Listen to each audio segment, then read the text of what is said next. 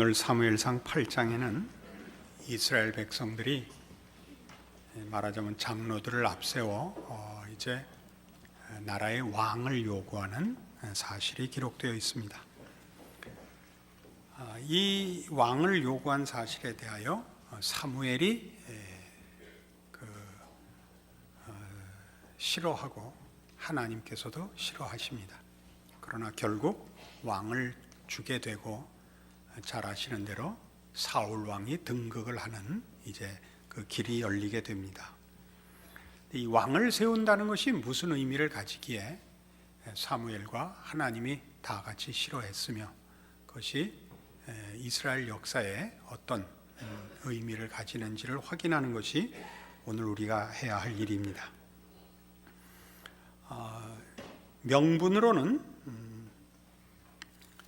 20절에 가시면, 사무엘상 20절에 가시면 우리도 열방과 같이 되어 우리 왕이 우리를 다스리며 우리 앞에 나가서 우리의 싸움을 싸워야 할 것입니다 라는 표현에서 보듯이 나라를 다스리는 일과 또 적국의 위협 앞에서 이 나라를 지켜야 할 지도자를 요구하는 것으로 되어 있습니다.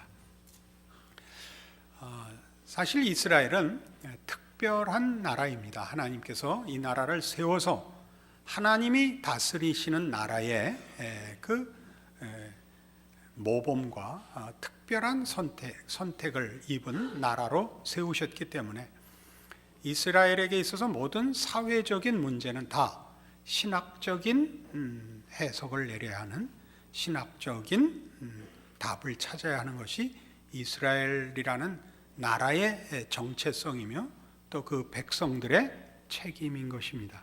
우리는 신명기 7장에서 이 같은 사실을 확인해 볼 수 있습니다. 구약성경 273페이지 신명기 7장 7절입니다. 여호와께서 너희를 기뻐하시고 너희를 택하시면 너희가 다른 민족보다 수요가 많은 연고가 아니라 너희는 모든 민족 중에 가장 적으니라. 여호와께서 다만 너희를 사랑하심을 인하여 또는 너희 열조에게 하신 맹세를 지키려 하심을 인하여 자기의 권능의 손으로 너희를 인도하여 내시되 너희를 그 종되었던 집에서 애굽 왕 바로의 손에서 속량하셨나니 그런즉 너는 알라 오직 내 하나님 여호와는 하나님이시여 신실하신 하나님이시라. 그를 사랑하고 그 계명을 지키는 자에게는 천대까지 그 언약을 이행하시며 인애를 베푸시되 그를 미워하는 자에게는 당장에 보응하여 멸하시나니 여호와는 자기를 미워하는 자에게 지체하지 아니하시고 당장에 그에게 보응하시느니라. 그런즉 너는 오늘날 내가 네게 명하는 명령과 규례와 법도를 지켜 행할지니라.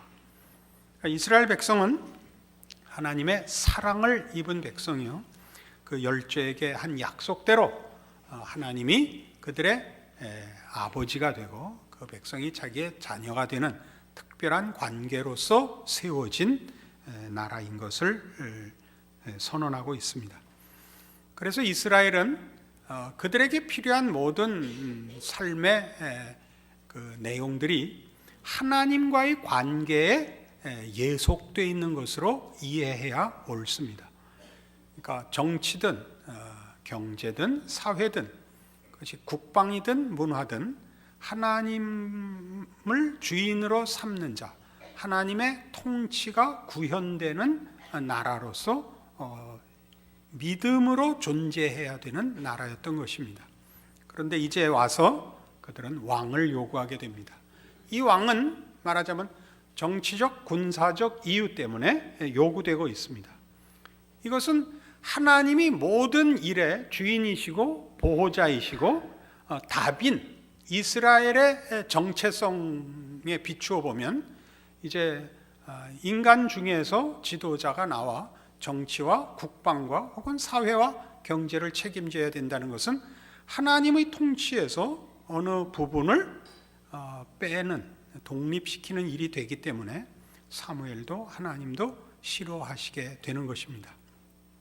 본문으로 돌아와 보시면 이 일은 물론 이런 직접적인 또 현실적인 이유를 가집니다. 8장 1절에 사무엘이 늙음에 그 아들들로 이스라엘 사사를 삼으니 장자의 이름은 요엘이요 차자의 이름은 아비야라. 그들이 브엘세바에서 사사가 되니라. 그 아들들이 그 아비의 행위를 따르지 아니하고 이를 따라서 뇌물을 취하고 판결을 굽게 하니라. 우리도 사사기를 읽어봐서 아시다시피 그 가나안 땅에 정착한 이스라엘 백성들을 하나님께서 다스리는 지도자로 종교적 지도자를 세웁니다.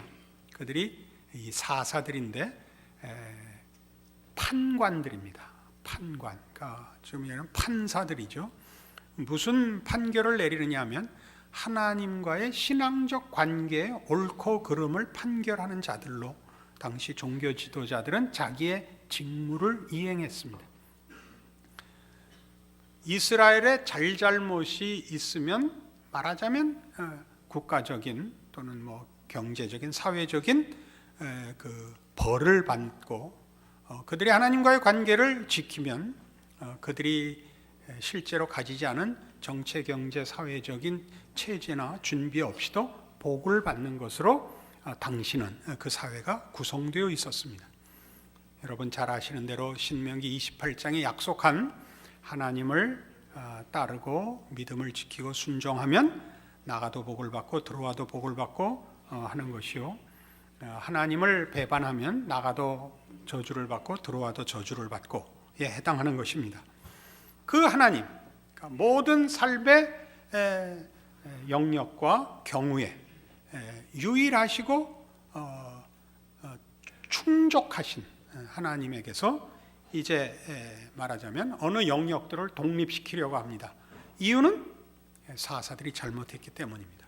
그러나 그들이 여기서 그럼 다른 사사를 세워주십시오 라고 요구한 것이 아니라 열방들처럼 우리에게도 왕을 주십시오 라고 요구한 것은 좀 더 깊은 이유가 있는 것입니다. 어떤 이유가 있느냐 하면 그들이 살던 시대에 그 이웃 나라들은 어쨌든 군주국들, 예를 들면 이집트 같이 군주국들이 있고, 블레셋만 해도 5 방백이 있어서 뭐 우리가 이해하는 대로 하면 영주급들 되는 이런 5 그 부족의 그 수장들이 있어서 그 정치와 사회를 또는 국방을 그 책임지고 있었던 지도자가 있었습니다.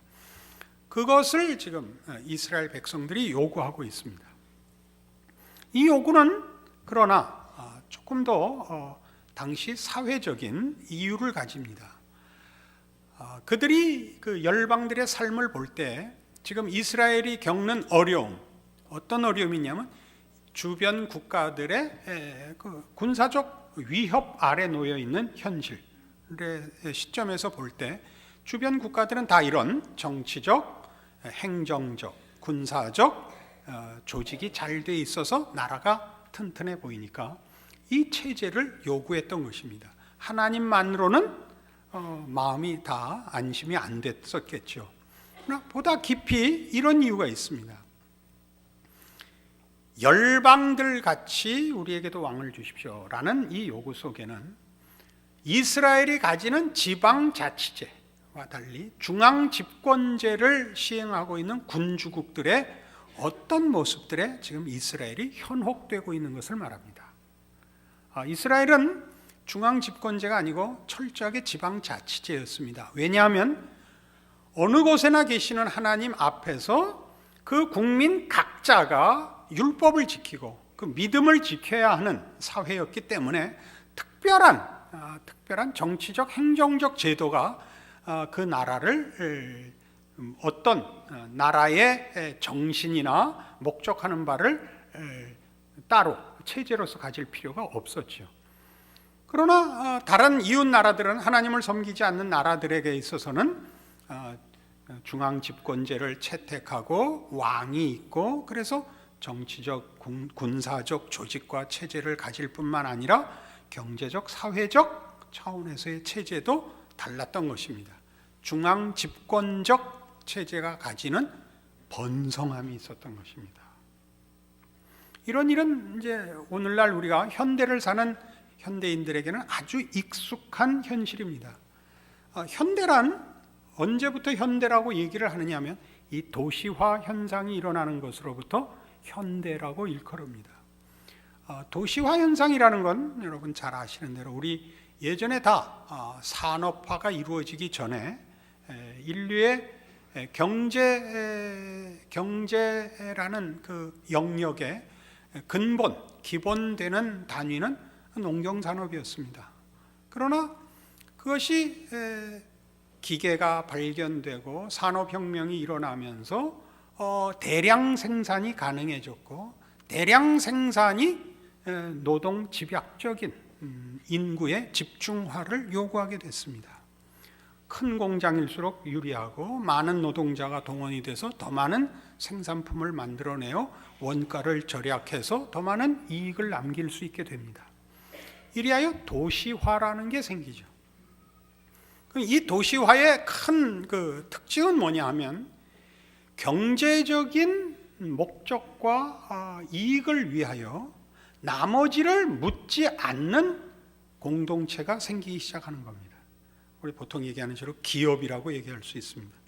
한 기업 안에서는 무엇만 묻냐 하면 그 기업이 가지는 목적에 부합하는 재능 외에는 아무것도 묻지 않습니다. 그러니까 그의 출신이나 그의 신앙이나 그의 인격을 묻지 않습니다. 이게 현대화 과정이며, 이 현대화 과정이 가지게 되는 세속성입니다. 세속성이란 이제 이 현대화된 사회에서 기업 이윤을 남기는 목적 이외에 다른 아무것도 공통점이 될 수 없고, 또 그것을 묻지도 않는 사회가 된 것을 말합니다. 우리는 다른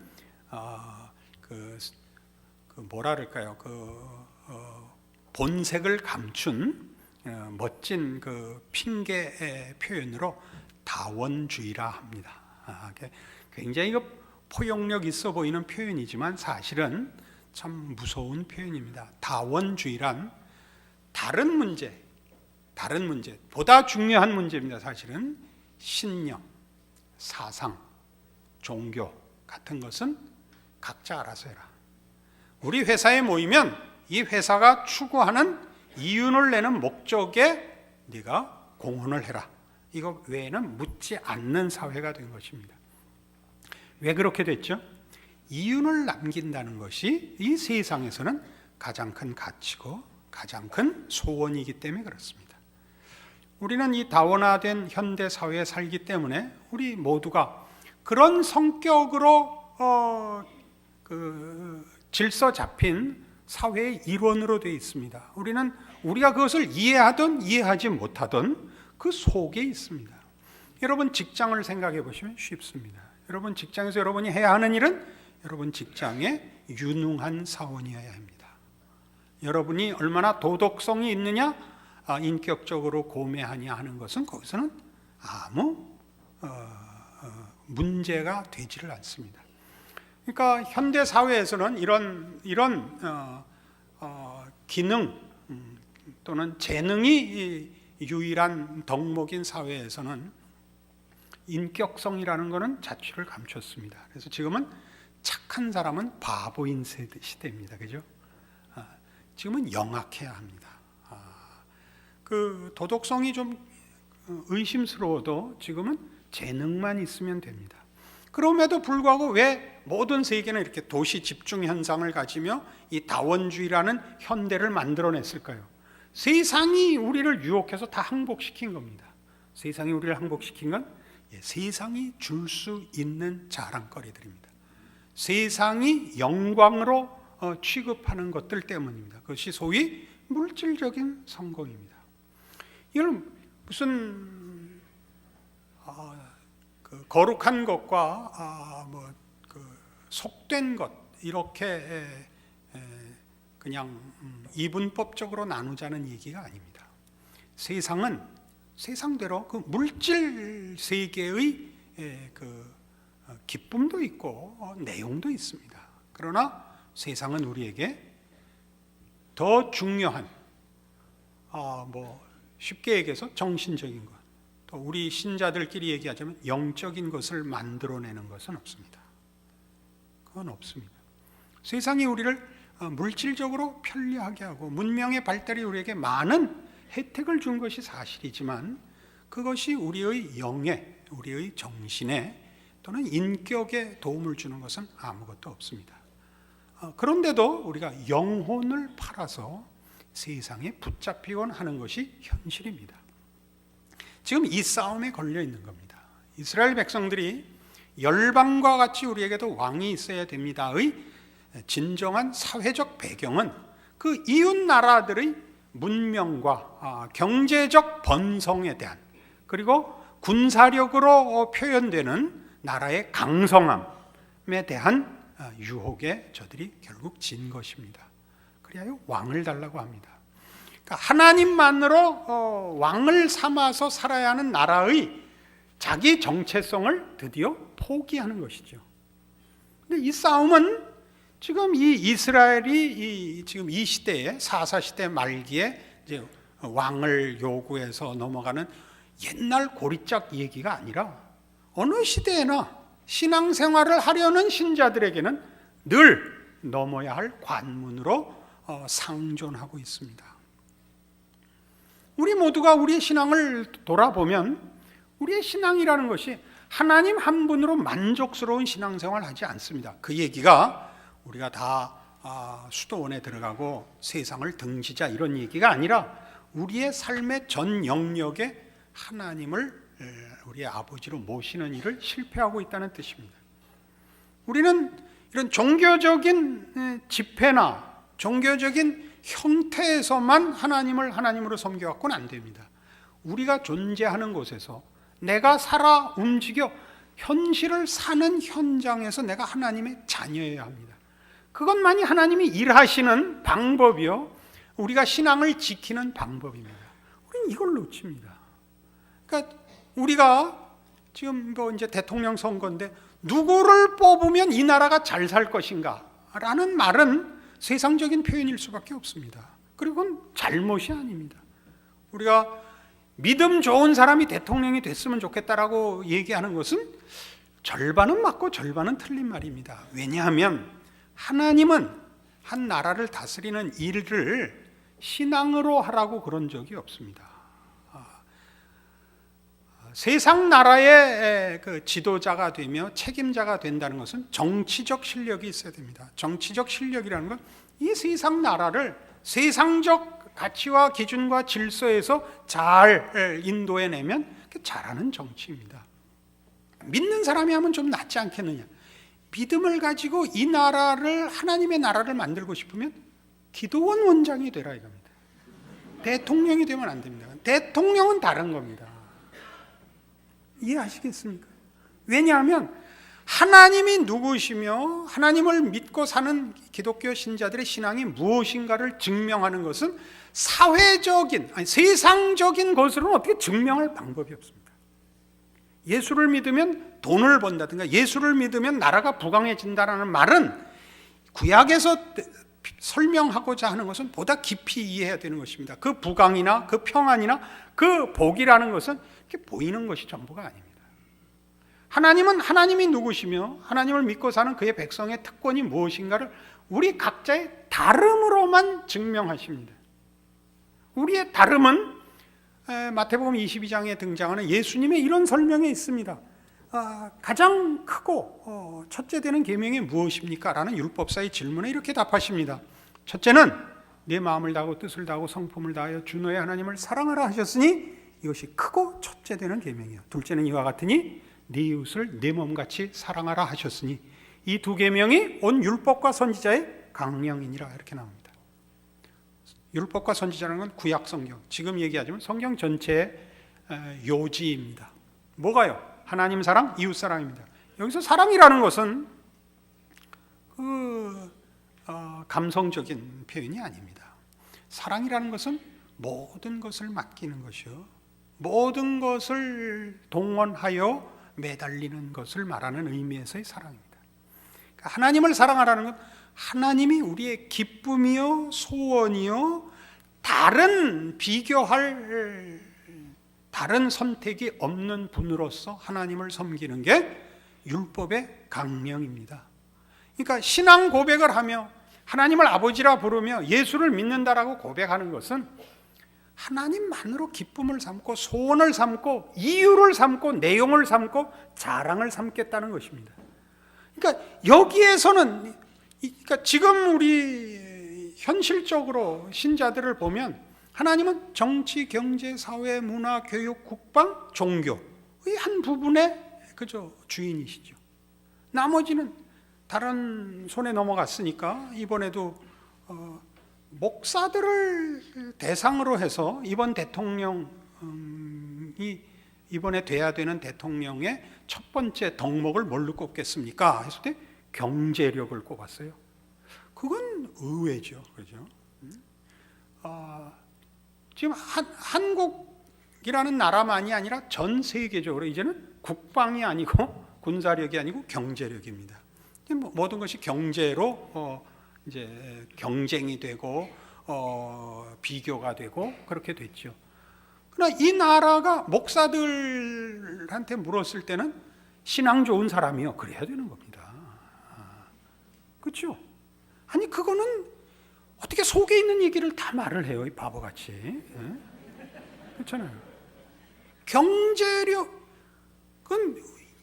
한 국민으로서는 경제적인 실력이 있는 사람이 대통령이 돼야 한다는 건 지금 우리가 살고 있는 이 시대에 필요한 힘입니다. 가장 필요한 절실한 힘입니다. 그거 있어야죠. 그러나 우리 신자들 입장에서 보면 사실 아무러나 상관이 없습니다. 하나님이 편을 들어주셔야 되는데 하나님은 어떻게 이 나라를 편을 들 것인가 할 때는 우리가 기도하면 되는 겁니다. 그러나 우리가 기도를 꼭 밤을 새워서 하는 피곤함만은 면해보려고, 그래서 좀 신앙 좋은 대통령이 됐으면 좋겠다 그러는 것이지 대통령한테 내 책임을 다 떠넘기겠다는 뜻은 아닙니다. 안 그렇습니까? 그러면 우리가 어떤 조건 속에 있을 때 우리가 더 편하냐 하는 얘기는 매우 애매합니다. 우리가 말하자면 어려움을 겪고 있을 때는 우리의 신앙에 손해고, 우리가 외적으로 좋은 환경 속에 있으면 우리의 신앙이 유리합니까? 그렇지 않습니다. 편안할 때, 세상이 사회가 평안할 때 우리의 신앙도 늘어지고, 사회가 어려울 때 우리의 신앙이 더 깨어서 힘쓰고 했던 우린 과거를 가지고 있습니다. 가장 어려웠던 시절에 우리의 신앙이 좋았습니다. 그러나 그 신앙은 무성한 신앙, 내용이 풍성한 신앙이 되기는 어렵습니다. 외적 조건이 나쁘면. 그러니까 더 신앙이 풍성해지고 더 만발하기 위해서 좋은 환경을 요구하는 것이지, 그것이 우리 신앙의 유일한 자양분인 것 같이, 절대적인 필요인 것 같이 우리가 얘기하는 것은 아닙니다. 지금 그 싸움을 하자는 것입니다.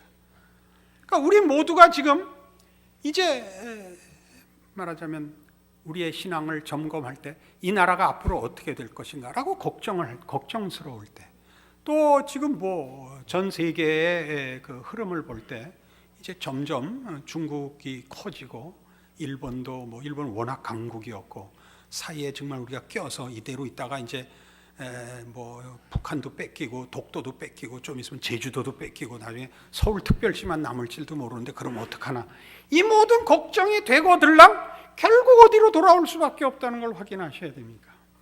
하나님이 나와 내가 속해 있는 이 나라를 지켜주시는 수밖에 없다로 돌아오죠.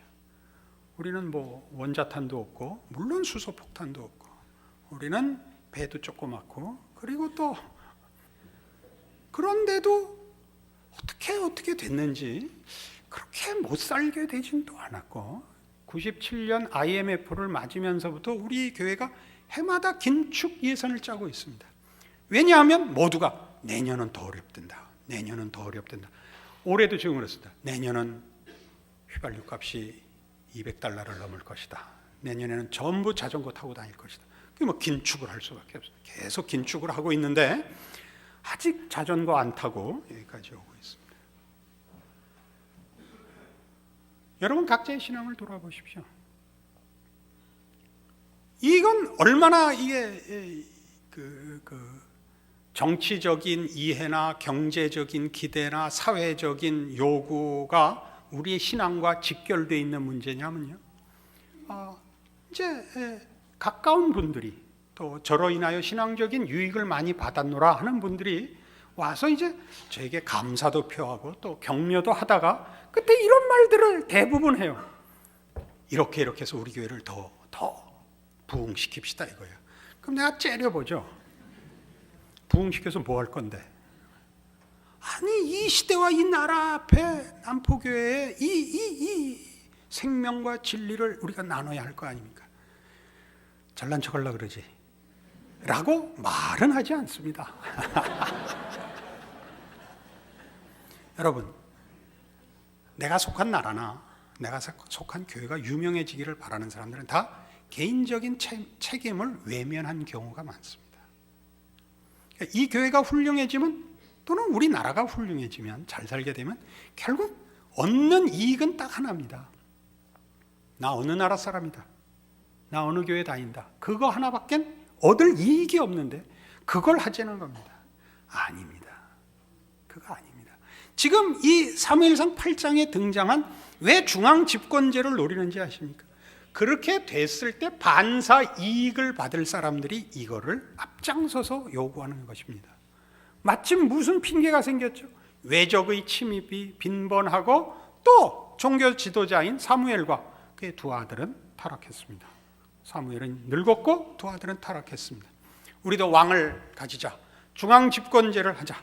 그래서 도시화를 해서 지금식으로 얘기하면 그러면 이익을 볼 사람들이 생기는 겁니다. 우리 교회도 그렇고 개인 신앙도 그렇습니다. 나 어느 교회 다닌다 라는 말로 자랑을 하고 싶으면 그건 자신을 점검해 보셔야 됩니다.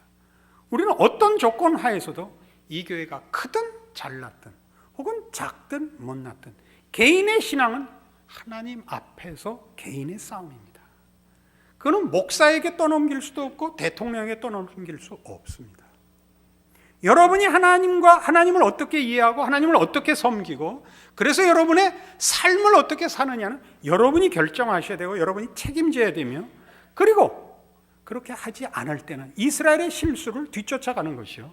여러분이 이 믿음을 제대로 지킨다면 하나님이 통치하시는 기적의 생애를 사시게 되는 것입니다. 이것만은 놓치지 않아야 됩니다. 저는 이 일만은 끝까지 할 것입니다. 저야 다른 약점은 좀 드문 사람 아닙니까? 그럼 여러분이 할 일도 이것뿐입니다. 여러분 각자의 신앙생활을 하십시오. 각자의 신앙생활을 하십시오. 여러분 개인의 인격과 생애는 하나님만이 모두인 인생을 사십시오. 그래서 여러분이 있는 곳에 하나님의 영광이 드러나게 하십시오. 여러분이 남다른 것을 보이십시오. 물질로 보일 수가 없습니다. 하나님의 자녀가 가지는 죄로부터 구원받은 자의 회복된 하나님의 형상의 진정한 모습을 보이십시오. 그럼 살맛이 날 것입니다. 사는 건 힘들 수 있습니다. 그러나 그 인생과 그 영은 참으로 만족 속에 살아갈 것입니다. 이것이 오늘 성경이 우리에게 주는 교훈이며 경계며 우리 보고 이 믿음을 지키라고 주는 하나님의 은혜의 말씀입니다. 각자가 이 말씀 앞에서 자신의 신앙과 생애를 결단하시고 책임지시기 바랍니다. 기도하십시다. 하나님 아버지 은혜를 감사합니다. 하나님을 아버지라 부르며 사는 인생의 귀한 것을 다시 한번 확인합니다. 우리를 유혹하는 세상 앞에서 하나님만으로 살아야 하는 신자의 삶을 우리로 부르셨으니 충성하고 믿음 지키고 승리하도록 또한 간섭하여 주시옵소서. 그리하여 내가 있는 곳에 하나님의 통치와 영광이 드러나고 내가 있으므로 내 이웃과 내가 속한 사회와 시대가 하나님의 은혜를 입는 복된 하나님의 종으로 사는 축복을 누리게 하옵소서. 예수님 이름으로 기도합니다. 아멘.